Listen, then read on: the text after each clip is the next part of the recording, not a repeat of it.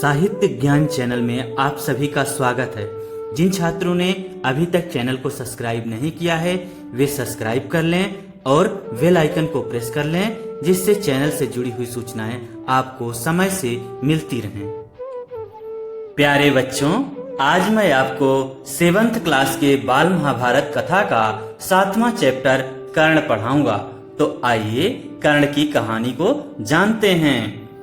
पांडवों ने पहले कृपाचार्य से और बाद में द्रोणाचार्य से अस्त्र शस्त्र की शिक्षा पाई।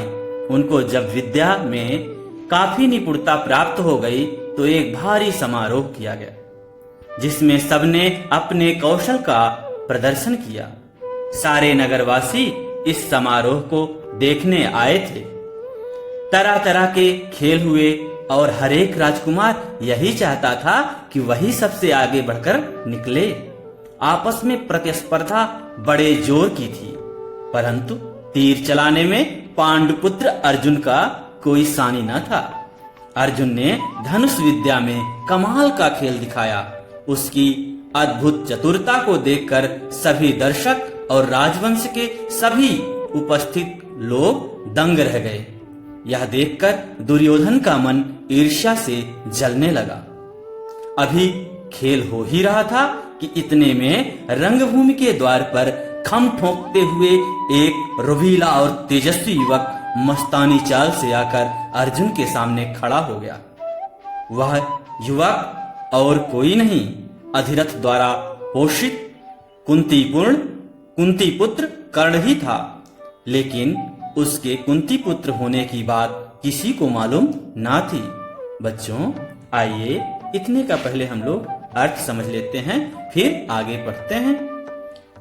बच्चों, जब कौरव और पांडवों को अस्त्र शस्त्र की शिक्षा मिल गई, अर्थात धनुष बाण चलाना और शास्त्रों का ज्ञान, हर तरीके से जब वो शिक्षित हो गए, उनको शिक्षा मिल गई। कौन शिक्षित कर रहा था? पहले तो उन्हें कृपाचार्य ने सिखाया, फिर बाद में उन्हें अस्त्र शस्त्र की शिक्षा क्या किन्होंने दी? द्रोणाचार्य ने दी।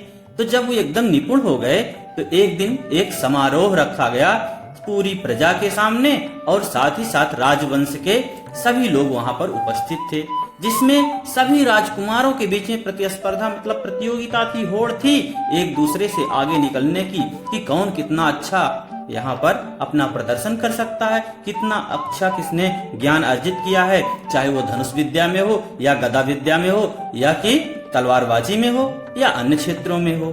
तो सभी अपनी अपनी विद्याओं का प्रदर्शन कर रहे थे। लेकिन उन सब में आगे कौन था? अगर धनुष विद्या में देखा जाए तो अर्जुन सबसे आगे था। वो पांडुपुत्र अर्जुन ने ऐसा कमाल का खेल दिखाया कि वहां पर जितने दर्शक थे सभी लोग आश्चर्यचकित रह गए कि ये किस प्रकार से यहाँ पर अपने युद्ध विद्या का प्रदर्शन कर रहा है।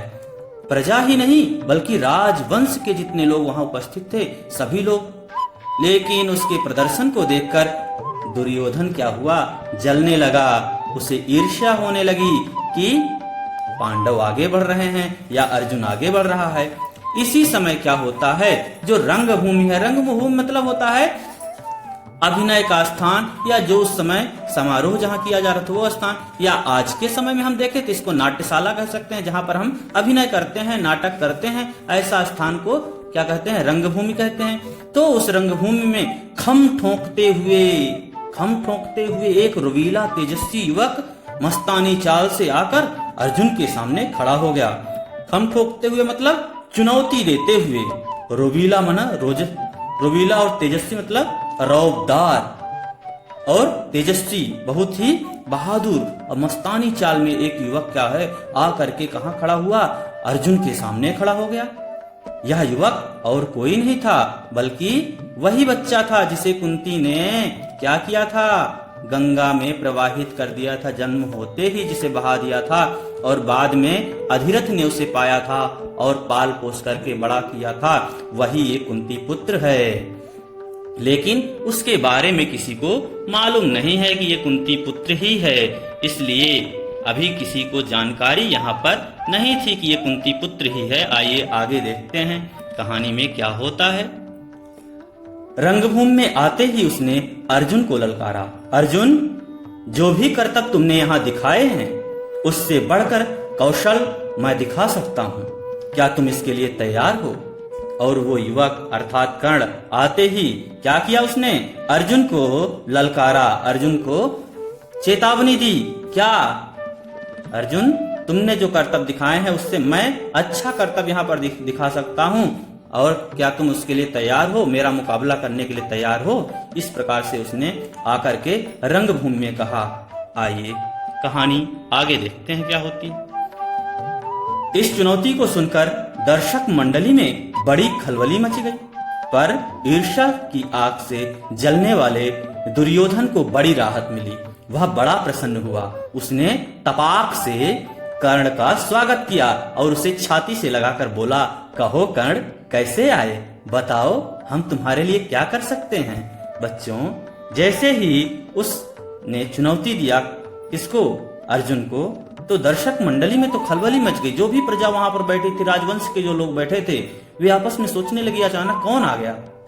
लेकिन जो ईर्ष्या से जल रहा था, जो द्वेष से जल रहा था अर्जुन से, कौन? दुर्योधन, उसको बहुत राहत मिली कि कोई तो आया इसका मुकाबला करने इसके सामने।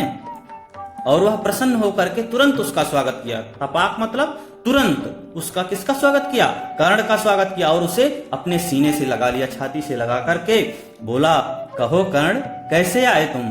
बताओ, हम तुम्हारे लिए क्या कर सकते हैं? हम तुम्हारी कैसे सहायता कर सकते हैं? बोलो।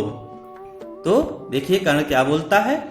कर्ण बोला, राजन, मैं अर्जुन से द्वंद्व युद्ध और आपसे मित्रता करना चाहता हूँ। तो कर्ण बोलता है कि हे राजन, मैं अर्जुन से युद्ध करना चाहता हूँ और आपसे मित्रता करना चाहता हूँ।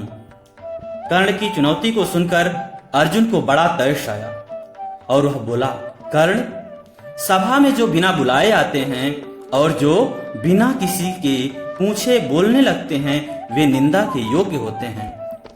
यहाँ पर बच्चों, कर्ण को, जब कर्ण ने अर्जुन को चुनौती दिया तो अर्जुन को भी तैश माने गुस्सा आया और उसने कहा कि कर्ण, सभा में जो भी लोग आते हैं और बिना बुलाए आ जाएं और बिना कुछ पूछे उनसे वो बोलने लगें, अगर ऐसा कोई कार्य करता है तो वो निंदा के योग्य है, वो निंदनीय है, उसकी निंदा की जानी चाहिए।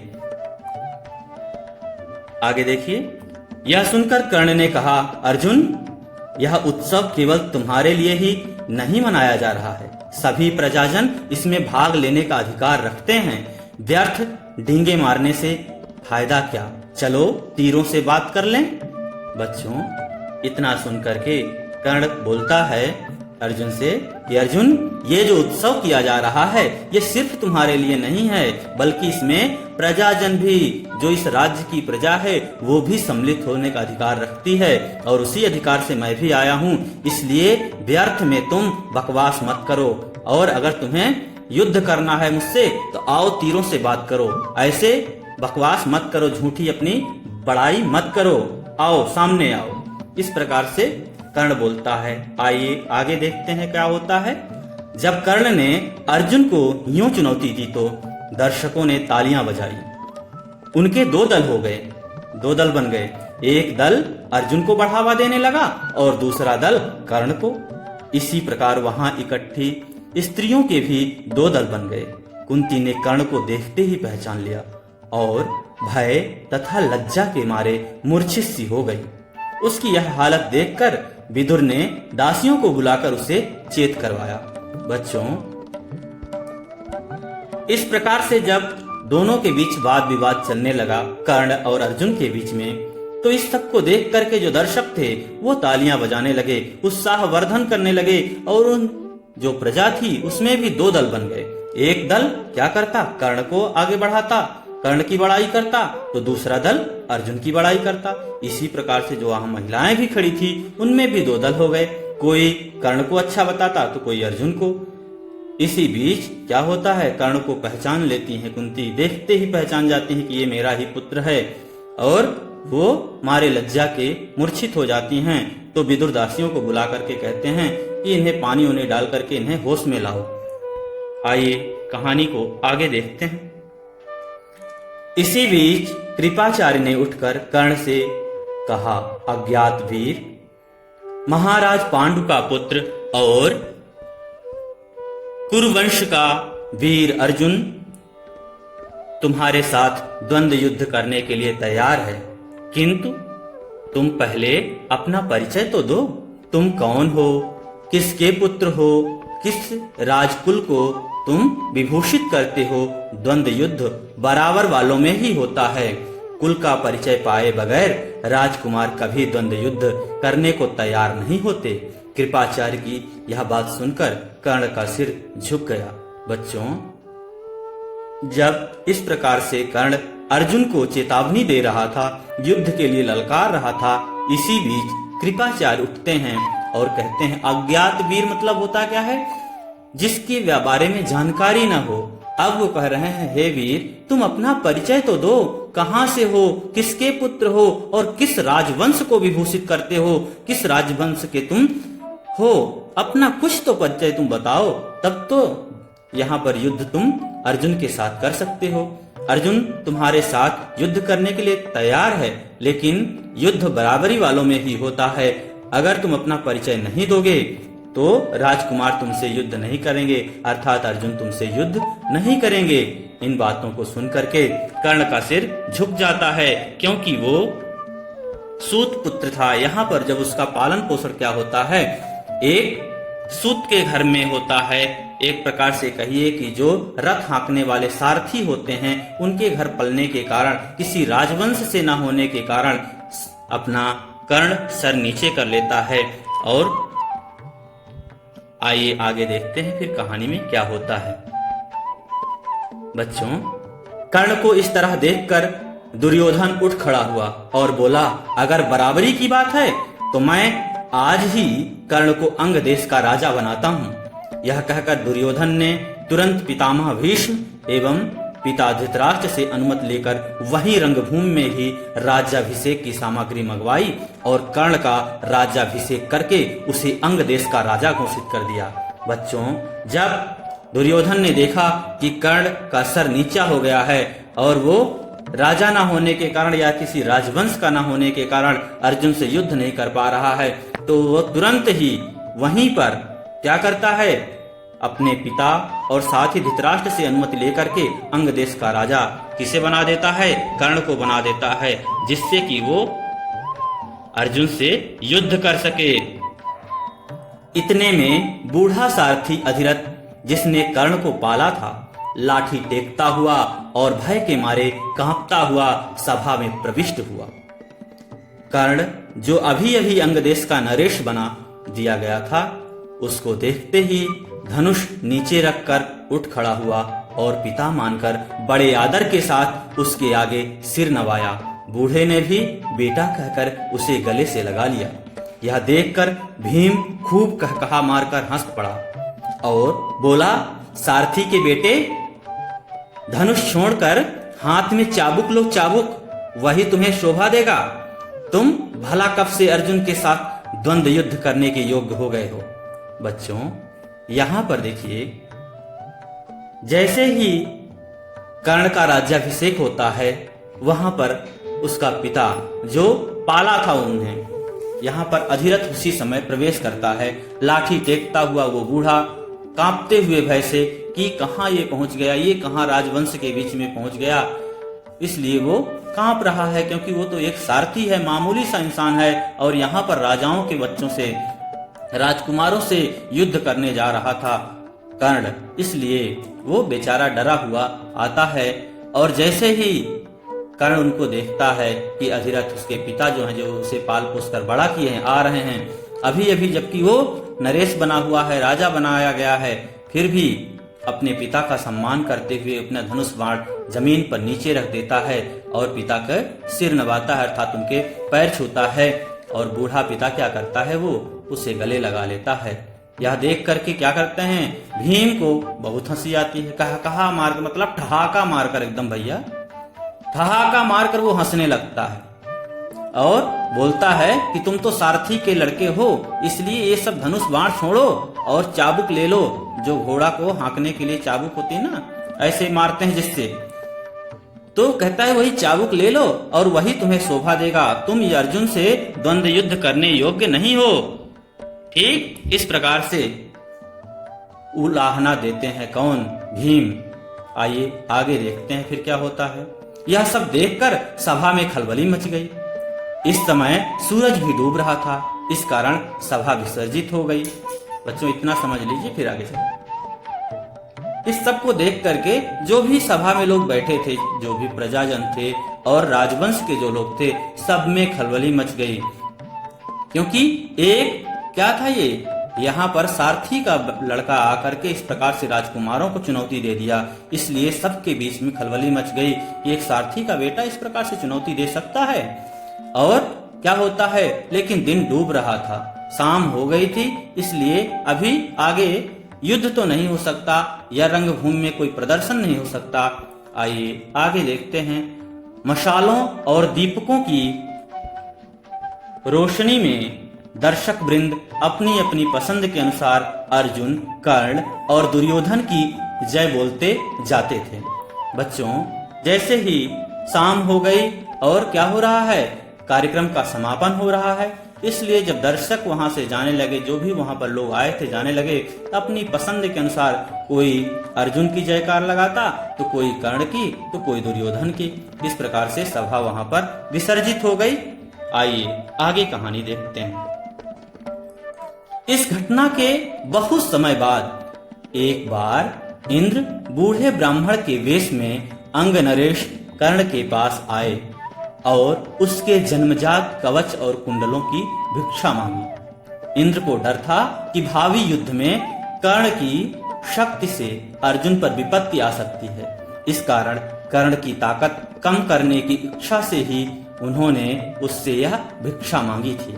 बच्चों ये सब घटना हुए काफी दिन बीत गए और उधर कर्ण क्या है, अंग देश के राजा बन गए, वहां पर अपना शासन करने लगे।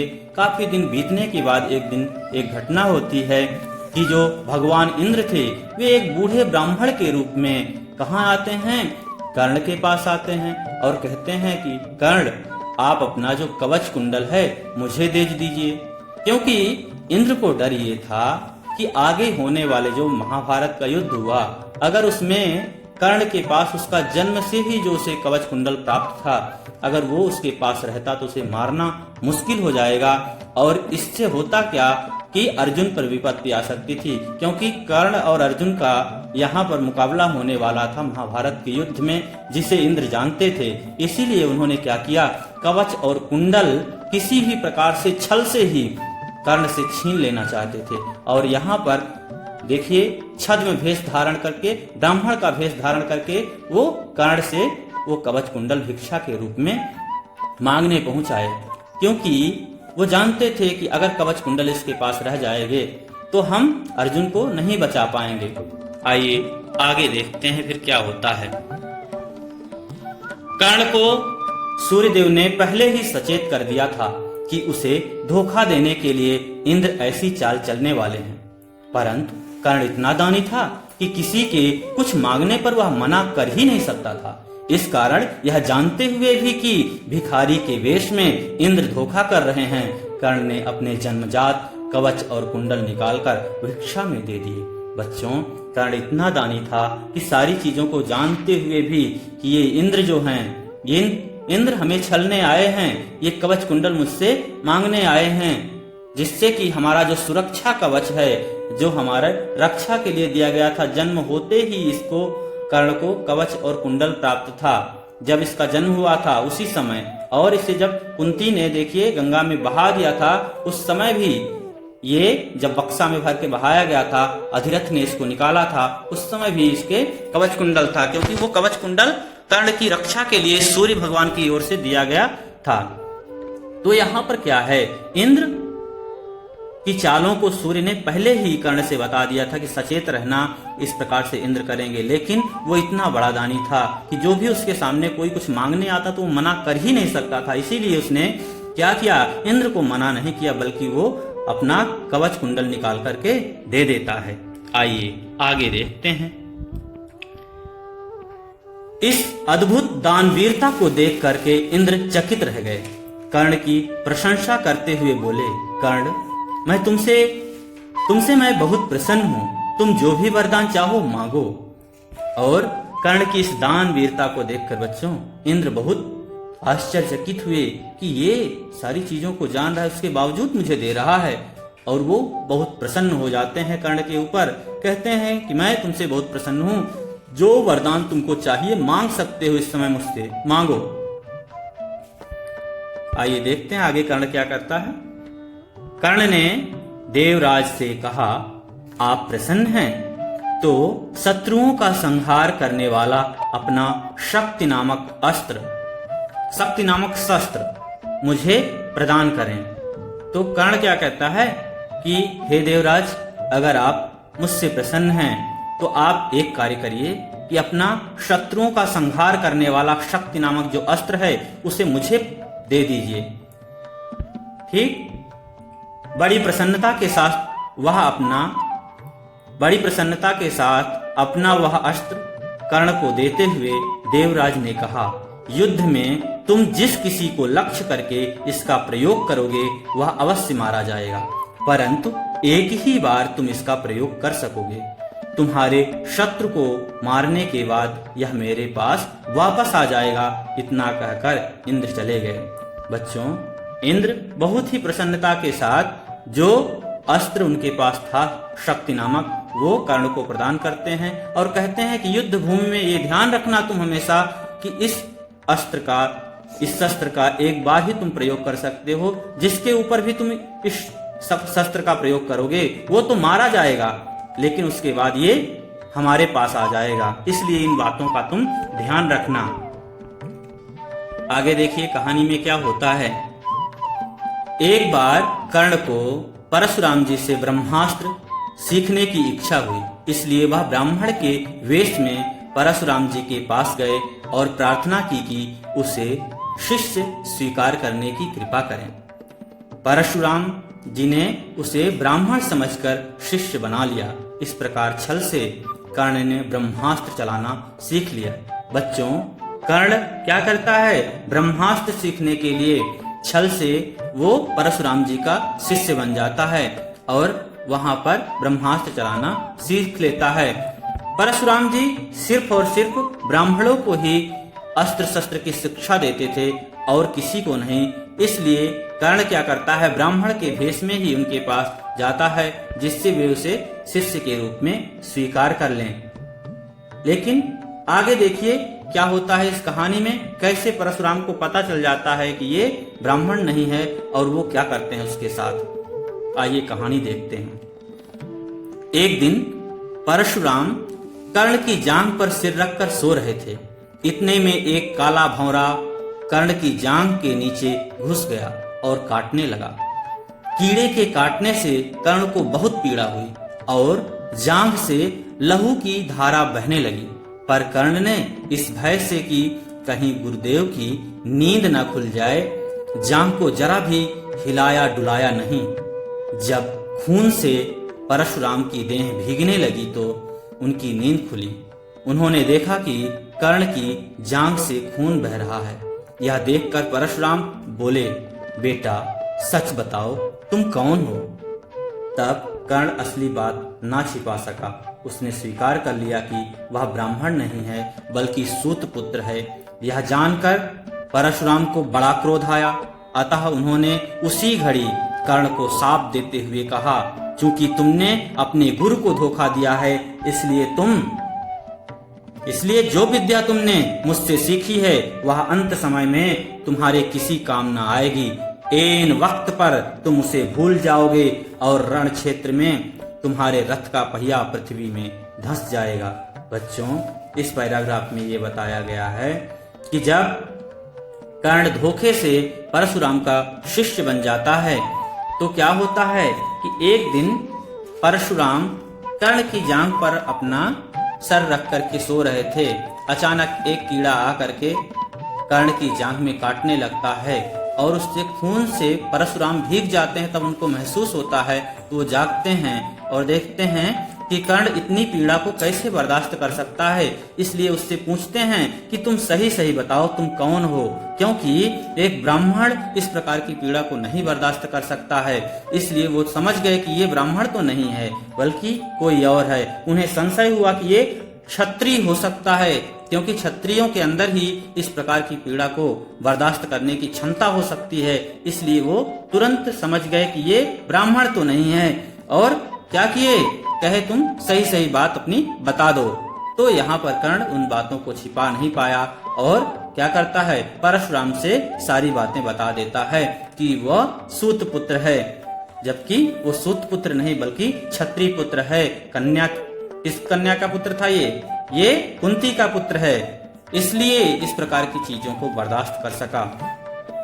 फिर क्या होता है, परशुराम उसको क्या करते हैं, शाप देते हैं। कहते हैं तुमने गुरु के साथ कपट किया है, धोखा दिया है गुरु को अपने, इसलिए जो भी विद्या हमने तुम्हें सिखाया है वो क्या होगी, जब तुम्हारी घड़ी ऐसी आएगी, युद्ध क्षेत्र में तुम्हें इसकी जरूरत होगी, तब तुम इस विद्या को भूल जाओगे और तुम्हारा रथ क्या होगा, वहां पर युद्ध भूमि में, रण क्षेत्र में पृथ्वी में धंस जाएगा, रथ का पहिया तुम्हारा पृथ्वी में धंस जाएगा। बच्चों कहानी आगे देखते हैं। आइए, परशुराम जी का यह शाप झूठा ना हुआ। जीवन भर कर्ण को उनकी सिखाई हुई ब्रह्मास्त्र विद्या याद रही, पर कुरुक्षेत्र के मैदान में अर्जुन से युद्ध करते समय कर्ण को वह बात याद ना रही। दुर्योधन के घनिष्ठ मित्र कर्ण ने अंत समय तक क्या किया, कौरवों का साथ ना छोड़ा। कुरुक्षेत्र के युद्ध में भीष्म तथा आचार्य द्रोण के आहत हो जाने के बाद दुर्योधन ने कर्ण को भी कौरव सेना का सेनापति बनाया था। कर्ण ने 2 दिन तक अद्भुत कुशलता के साथ युद्ध का संचालन किया और आखिर जब शापवश उसके रथ का पहिया जमीन में धंस गया और वह धनुष बाण रखकर जमीन में धंसा हुआ पहिया निकालने का प्रयत्न करने लगा, तभी अर्जुन ने उस महारथी पर प्रहार किया। माता कुंती ने जब यह सुना तो उसके दुख का पार न रहा।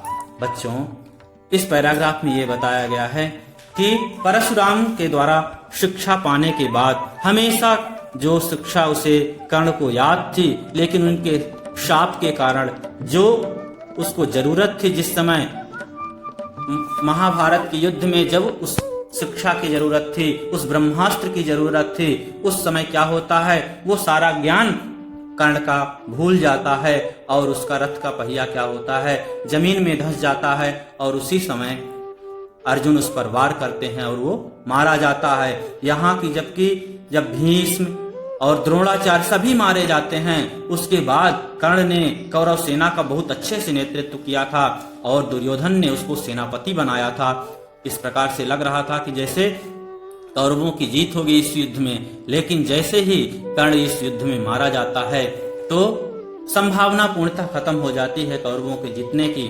और यहाँ पर जैसे ही कर्ण मारा जाता है, माता कुंती बहुत दुखी होती हैं, क्योंकि ये भी उनका पुत्र ही था, इसलिए माता कुंती को बहुत ही दुख होता है कर्ण के मारे जाने पर। बच्चों, इस पाठ से हमें ये शिक्षा मिलती है कि हम चाहे जिस भी वंश या जिस भी कुल से संबंध रखते हों या जिस भी जाति धर्म क्षेत्र से संबंध रखते हों, अगर इंसान के